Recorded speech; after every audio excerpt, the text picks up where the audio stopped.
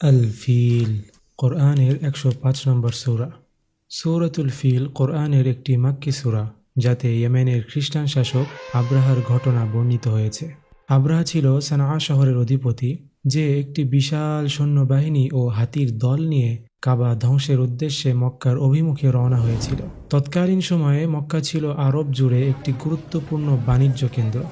আরবের নানা অঞ্চল থেকে মানুষ মক্কায় আসত হজের উদ্দেশ্যে, যেটি ছিল নবী ইব্রাহিম আলাইহিসসালামের সুন্নাহ, এবং একই সঙ্গে তারা কাবার চারপাশে থাকা বহু মূর্তির উপাসনাও করত।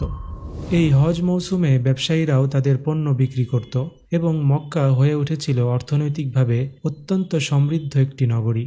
এই সমৃদ্ধতা দেখে আব্রাহার মনে হিংসা জন্মায়। সে চাইল মক্কার পরিবর্তে সানআ হোক আরবদের ধর্মীয় ও অর্থনৈতিক কেন্দ্র।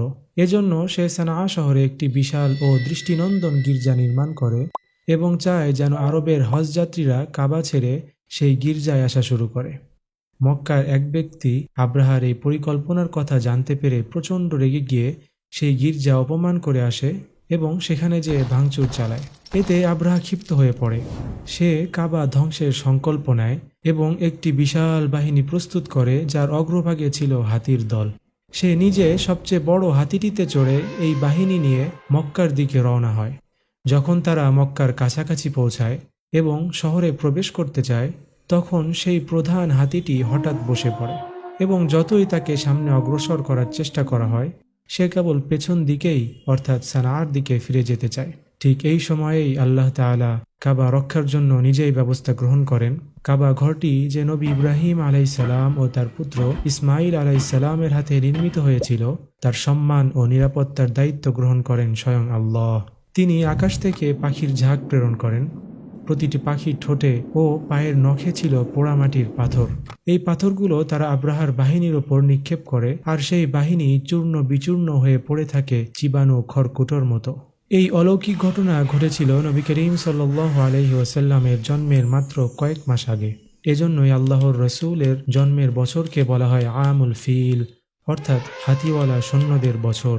এই ঘটনাটির স্মরণে ৪০ বছর পর সূরা ফিলের এই ৫ আয়াত নাজিল হয় রাসূল সাল্লাল্লাহু আলাইহি ওয়াসাল্লামের উপর। এর উদ্দেশ্য ছিল কুরাইশদের সতর্ক করা, কেননা তাদের অনেকেই নিজে সেই বিধ্বংসী ঘটনার সাক্ষী হয়েছিল। যেন তারা মনে রাখে যে আল্লাহ তাআলা যখন ইচ্ছা করেন তখনই তিনি তার কুদরতের প্রকাশ ঘটাতে সক্ষম, এবং যারা তার অবাধ্যতা করে তাদের কঠিন পরিণতির মুখে ফেলতেও তিনি সক্ষম।